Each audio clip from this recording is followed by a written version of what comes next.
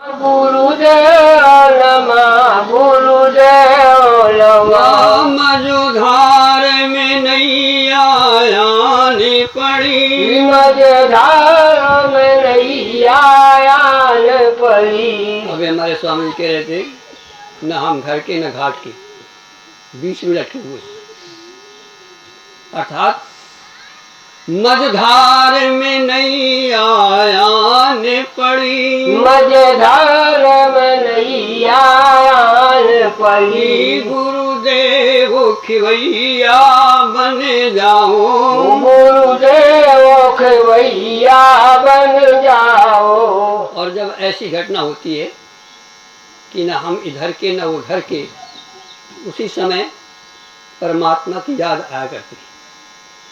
जैसे द्रौपदी न इधर की थी न उधर की थी, करे क्या सुनेरी मैंने निर्बल के, कहते हैं द्रुपद सुता निर्बल भई तादिन तज आए धाम। और इसी तरह से दुशासन की भुजा थकित भई और बसन रूप भय श्याम। बंधुओं, चर्चा हम अपने पूर्व संतों से बड़ी सुंदर सुनी। प्रसंग था हमारा जीवन कैसे बदले। गोस्वामी जी सूत्र देते हैं यदि जीवन बदलना है तो एक ही रास्ता है कि जिनका जीवन बदला है उनसे पूछो। मत कीरति गति भूत भलाई, जब जही जतन जहां जो पाई, सो सब जानेहु सत्संग प्रभावु लोकहु वेदना। कहने का तात्पर्य क्या है कि जिस दर में हम आप आए हैं, इसी दर से हमें मति मिलेगी, कीर्ति मिलेगी, गति मिलेगी, भूत भलाई। जिसने भी जहाँ पाया है सभी ने सत्संग से ही पाया। आइए बंधुओं, देखिए परमात्मा ने इस दुनिया को बनाया और एक दुनिया हमारे कुशवाहा भाई बनाते हैं। आपने देखा होगा पहले जो शादी ब्याह में चलता था तो दुनिया चला करती थी। दुनिया क्या कहते हैं उसको, दोना। और दोना में एक सीख लगाई जाती है और पत्ता होता है। सीख बहुत छोटी होती है और पत्ता, और जब दोनों मिलते हैं तो कितना बड़ा काम हो जाता है। तो इसी तरह से ये संसार जो दुनिया बनी है, परमात्मा ने भी इसमें दो चीजों का संयोग रखा है। कौन कौन से? जड़ चेतन गुण दोष में। ध्यान देना जरा, हम आप भी दो के शिकार बैठे हुए हैं। आपके अंदर भी नर तत्व विराजमान है और मादा तत्व विराजमान है। अर्थात माता पिता का यदि संयोग न होता तो हम आप बैठ नहीं सकते थे। इसी तरह से ये संसार दिन और रात, सुबह और शाम, दुख और सुख। कहने का तात्पर्य क्या है? जो भी संसार में है वो सब दो का संयोग। यहाँ तक कि जीव और ब्रह्म, माया और ईश्वर। फिर करना क्या है हमें आपको? हमें आपको संत बनना। ध्यान देना, कोई भी संसार का पदार्थ ले लो, उसमें गुण भी मिलेगा और अवगुण भी मिलेगा, क्योंकि पदार्थ बिना गुण और अवगुण के बन ही नहीं सकता। इसी तरह से संसार, इसी तरह से हम, इसी तरह से आप, सारा विश्व दो से बना हुआ है। और हमें करना क्या है? हमें करना ये है कि हमें इस सने हुए दुनिया से हमें अच्छी चीज़ निकाल लेना है और बुरी चीज़ को वहाँ छोड़ देना है। और जिस चीज़ का आपका संग्रह होता चला जाएगा, ध्यान देना, जिस चीज़ को आप पकड़ते चले जाएंगे आपके पास वो भंडार हो जाएगा और एक दिन आप मालूमाल हो जाएंगे। क्या है? एक कंकड़ पड़ा है, पत्थर पड़ा है, अब पत्थर को उठाओ आप, अब इसमें कहो क्या गुण है, क्या अवगुण है। गुण ये है कि उसको उठा लो, अपने मकान में लगा लो, मकान बन जाएगा। अवगुण क्या है? उसको उठा लो, किसी के फेंक कर मार दो, खून बहने लगेगा। तो हमें करना क्या है उससे? हमें उसको उठा करके व्यवस्थित कर देना और अवगुण को छोड़ देना। इसी तरह से हम आप हर व्यक्ति जितने भी, चाहे वो संत हो चाहे असंत हो, और हमें आपको संत बनना है। संत क्या करते हैं? जड़ चेतन गुण दोष में अब विश्व कीन करता, और संत हंस गुण गहाय पे और परिहरिवार। और ऐसा करते करते करते करते वो संत जो है अनंत को प्राप्त हो जाता है। और यदि हम अवगुणों को देखेंगे तो हमारे संतों ने क्या कहा है कि अवगुण को देखना है तो बुरा जो देखन में चला। ध्यान देना, ये शुद्ध करने का एक प्रक्रिया है, हमें आपको बढ़ने की एक प्रक्रिया है। यदि हमें बढ़ना है, अच्छा होना है, तो किसी को भी देख करके हम यहाँ आए। बहुत सी हमें चीज़ें आज क्या कहें, हमें बार बार मन हमारा विचलित हो रहा था, लेकिन हमें यही बात याद आ करके तुम्हें संत बनना है, तुम्हें असंत नहीं बनना। कहाँ क्या हो रहा है, कौन कैसा क्या कर रहा है, जो कुछ भी देखो अच्छा ही देख लो, इसी में कल्याण।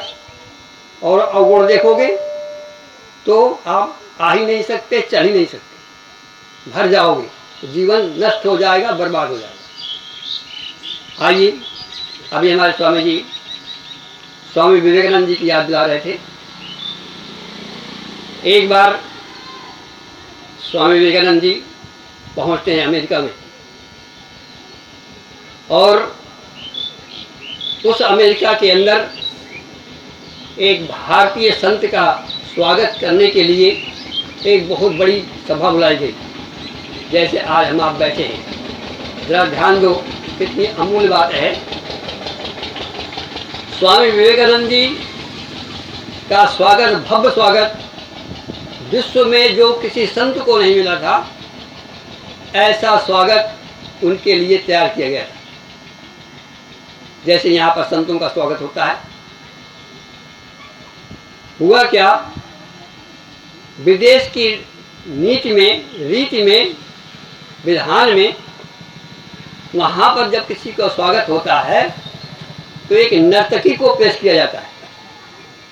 ये वहाँ की सभ्यता है। हुआ क्या, वहाँ एक अमेरिका की विश्व सुंदरी, जो नर्तकी से का पेशा था, उसका नाचने का पेशा था, सीधी सीधी बात, स्वामी जी के लिए स्वागत के लिए लाया गया। स्वामी जी मंच में बैठे थे, नर्तकी ने 16 श्रृंगार करके स्वामी जी के सामने पेश हुई, और जैसे ही महाराज जी ने देखा उसको, उनका मन में कुछ हिलोरें आने लगी। देखते ही उठ खड़े हुए और आंख वहां से अपनी हटा ली। नर्तकी कहती है, और जो वहां के भाई लोग थे, महाराज क्या हो गया? उन्होंने कहा हुआ कुछ नहीं, लेकिन ये हमारे मर्यादा के खिलाफ है। जहाँ संत का आगमन हो, जहाँ संत दरबार हो, वहाँ कुछ भगवंत चर्चा होनी चाहिए, ये हमें मंजूर नहीं। नर्तकी के कान में आवाज गई और वहीं से कहती है, प्रभु जी मेरे। सुनिए महाराज जी, मैं कुछ दो शब्द आपसे निवेदन करती हूँ। कहती है, प्रभु मेरे अवगुण चित्ते ना धरो, प्रभु मेरे अवगुण चित्ते ना धरो। क्यों? कि तुम संत हो, ध्यान देना। और संत कितने ऊंचे पदवी पर थे, लेकिन फिर भी कितनी कमी थी। हमारा कहने का आज का विषय ये है कि कितने भी महान हो जाओ, कितने भी महान हो जाओ, और यदि महानता की चोट पर पहुंचना है तो किसी की अवहेलना नहीं, उस अवहेलना में भी राज देख लो। चेतावनी देती है, प्रभु मेरे अवगुण चित्ते ना धरो। क्यों ना धरो? क्योंकि तुम संत हो। और संत की परिभाषा क्या है? संत की परिभाषा ये है कि जो किसी के गुण को देखे और गुण को न देखे, और यदि गुण को नहीं देखता तो वो संत नहीं, वो असंत है। और आप किस पदवी पर हो, मैं किस पदवी पर हूँ? मैं अवगुणों से भरी हूँ, सारा संसार जानता है, लेकिन ये भी जानता है कि आप सर्वसमर्थ हो। जैसे गंगा नाला जा रहा है गंगा जी से मिलने के लिए, और गंगा भागे दूर को, क्या ये ठीक है? नाला तो इसलिए जा रहा है कि मैं पवित्र हो जाऊं। मैं तो आपके इसलिए आई कि मेरे जो अवगुण थे, आज संत के दर्शन से मैं पवित्र हो गई, और आप जा रहे हैं। प्रभु मेरे अवगुण चित्ते ना धरो। क्यों? कि समदर्शी है। संत समदर्शी होता है, परमात्मा समदर्शी होता है, और परमात्मा का नाम समदर्शी होता है। गंगा जल समदर्शी होता है, कैसा भी नाला पहुंच जाए। भगवान तो यहाँ तक कहते हैं, कोट विप्र बध है लागई जाहूं। और फिर आप भगवान के भक्त हो, और मेरे एक अवगुण को देख करके आप जा रहे हो। प्रभु मेरे अवगुण चित्ते ना धरो। क्यों? कि समदर्शी है नाम तिहारो, और सोई पारी करो। अब मुझको पार करो, क्योंकि आप संत हो, और संत कभी किसी के अवगुण नहीं देखता। गंगा जल कितना भी अपवित्र नाला हो और गंगा जी के पास आ जाए तो फिर वो नाला नाला नहीं होता, बल्कि वो गंगा जल हो जाता है। लोहा पारस, लोहा के पास लोहे छू जाए तो लोहा तो पारस को सोना बनाता है, पारस को, लोहे को पारस नहीं बना सकता। लेकिन संत भगवंत सोई जाने जेहि देव जनाई, अजानत तुम्ही तुम्ही है। अर्थात संत गुरु शिष्य को कहते हैं, गुरु गुरु रहे और चेला। दीपक जब किसी को जलाता है अन्य दीपक को, तो उसमें कोई गुंजाइश वो अपने जैसा ही बना लेता है। तो कहती है, समदर्शी है नाम तिहारो, सोई पार करो। प्रभु मेरे अवगुण चित्ते ना धरो। और कहती, महाराज सुन लो कैसे। एक लोहा पूजा में राजत, और एक घर बधी के परो। एक लोहा पूजा में हम भगवान का आसन बनाते हैं, भगवान को बुलाते हैं, और उसी लोहे से एक बधिक बाण बनाता है। लेकिन जब दोनों लोहा जब पारस के पास पहुंचते हैं तो न वो देखता है कि ये ठाकुर जी का लोहा है, वो न ये देखता है कि ये बाण का लोहा है। दोनों को वो सोना बना देता है। तो प्रभु कहाँ जा रहे हो? मैं तो आपके पास आ रही हूँ और आप भाग रहे हो। एक लोहा पूजा मेरा जतु, एक घर बधिक परो, असो दुविधा पारस नहीं राखत, और कंचन करत प्रभु मेरे अवगुण चिते ना धरो। अभी और चलो महाराज, सुन लो। एक नदिया एक नारे कहावत, एक नदी जा रही है सागर में और एक नाला जा रहा है, और जिस समय सागर में जाएंगे तो क्या हो जाएंगे?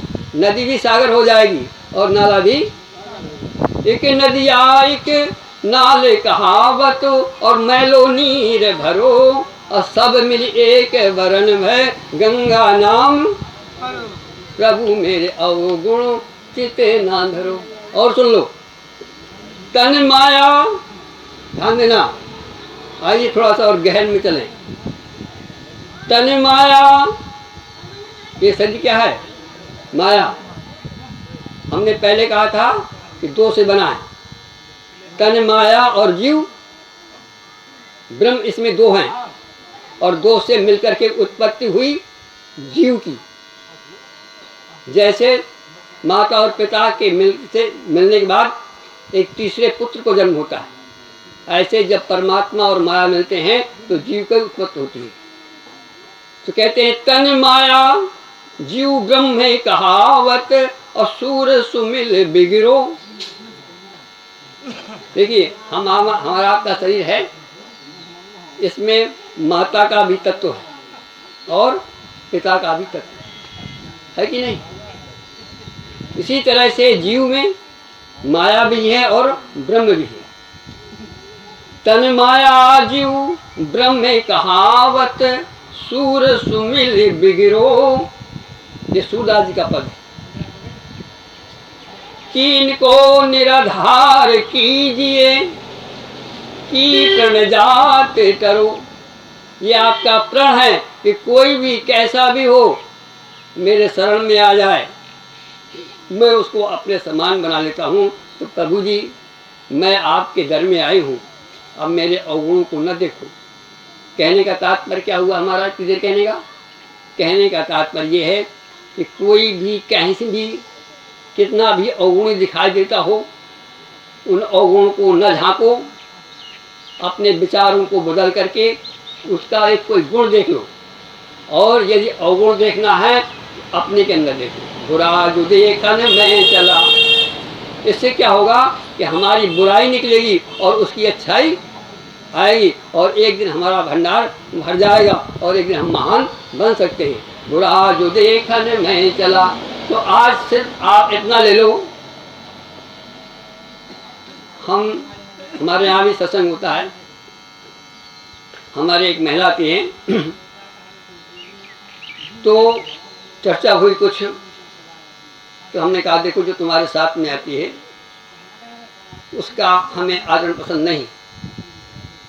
तो क्या कहती है बहू हमसे? डॉक्टर साहब, हमें उसके अवगुण से क्या लेना देना, हमारा जीवन बदल गया। इसी तरह से हम आपसे निवेदन करते हैं कि कहीं भी जाओ, किसी से भी संपर्क करो, कैसा भी बुरा हो, बुरा रहने दो, लेकिन कोई उससे अच्छाई निकाल लो, तो हमारा जीवन बदल जाएगा और हम शांति को प्राप्त करेंगे। वरना कहीं भी जाओ तो गुण अवगुणों से ये दुनिया सनी हुई है, इसमें आप कहीं भी नहीं बच सकते। इसलिए अपने को बचाते चलो और आगे बढ़ते चलो। अब हमारा ख्याल से समय बुरा हो रहा है। कहना तो आज बहुत कुछ था, लेकिन समय का। आइए बंधु, थोड़ा सा भगवान नाम ले लें, तत्पश्चात श्री राम जय जय जय राम, श्री राम जय जय राम। देखिए, हमारी आपकी प्यास संसार में हम आप सब घूम रहे हैं। कोई किसी पद पर घूम रहा है, कोई किसी कार्य में घूम रहा है, और वो सब बढ़ने के प्रयास में। जो लखपति है वो करोड़पति बनना चाहता है, जिसके एक मकान है वो 4 मकान बनाना चाहता है। जो प्रधान है वो MLA MP और प्रधानमंत्री बनना चाहता है, लेकिन आज तक किसी का पूरा हुआ है नहीं, और हम पूरा होने के चक्कर में हैं। फिर क्या रास्ता है? आपने देखा होगा। अब ऐसा प्रश्न उठता है कि ऐसा क्यों हो रहा है? इसलिए ऐसा हो रहा है कि हम बढ़ करके विराट होना चाहते हैं, पूर्ण होना चाहते हैं, लेकिन आज तक कोई पूर्ण नहीं हो पाया। अंतिम समय में उससे पूछो, वो कहेगा भैया मुझे अभी ये काम बकाया है, मेरा काम ये बकाया है, और उसी में जीवन चला जाता है। आए बनू, फिर क्या रास्ता है? इसमें ऐसा क्यों है? वो इसलिए है कि हमारे आपके अंदर एक ऐसा तत्व विराजमान है जिसको वो सारे विराट को, पूर्णता को पहुंचना चाहता है। वो क्या है? और भी आप थोड़ा गहराई में देखो। जैसे पृथ्वी का कोई अंश है, ले लो, कोई टुकड़ा ले लो और इसको ऊपर फेंको, तो ऊपर फेंकने से क्या होगा? ऊपर जाएगा क्या? वो थोड़ा सा जाएगा जब तक उसको ताकत मिलती है, और इसके बाद कहाँ आएगा? वो नीचे आएगा कि नहीं आएगा? अर्थात अंश जो है वो अंशी की तरफ जा रहा है। ध्यान देना, समुद्र से पानी बरसा, ध्यान देना जरा, पानी आकाश में गया और आकाश से फिर नीचे आया, और नीचे फिर कहाँ जा रहा है? समुद्र की तरफ जा रहा, नहीं जा रहा? कहने का तात्पर्य क्या है हमारा? तात्पर्य ये है कि अंशी अंश को झीक रहा है, खिंच रहा है, और हम आप क्या है? ईश्वर अंश। ध्यान देना मेरा, हमारे आपके अंदर वो अंश विराजमान है। जैसे पृथ्वी के अंदर टुकड़ा को फेंको, पृथ्वी अपनी तरफ खींच लेगी। दीपक जलाओ, सूर्य अपनी तरफ खींच लेगा। पानी बरसेगा, समुद्र अपनी तरफ खींच लेगा। इस दीवार को तोड़ो, इसके अंदर जो आकाश है वो आकाश अपनी तरफ खींच लेगा। हम आप भी खींच रहे हैं, ध्यान देना। क्यों? इसमें परमात्मा का अंश विराजमान, और ये अंश अंशी से मिलना चाहता है। लेकिन हम आप दिशा भ्रमित हैं। हम आप भोगों के द्वारा, हम आप माया के द्वारा, हम आप संसार के द्वारा अपने अंशी को प्राप्त करना चाहते हैं, और आज तक कोई प्राप्त कर नहीं पाएगा। दिशा ही भ्रमित है। समुद्र यहाँ आओ, हम यहाँ चलें, तो यदि बढ़ना है तो अपने अंशी की तरफ बढ़ो, तो आप एक दिन विराट हो जाओगे। एक दिन जल गिरेगा नीचे और समुद्र में पहुंच जाएगा, टुकड़ा ऊपर जाएगा, एक दिन पृथ्वी में आ जाएगा। इसी तरह से हमारे आपके अंदर जो परमात्मा का अंश विराजमान है, यदि हम अंशी की ओर चलेंगे तो एक दिन उससे मिल जाएंगे और हमारा पूर्ण काम हो जाएगा। बोलो वृंदावन बिहारी लाल की हरि बोल।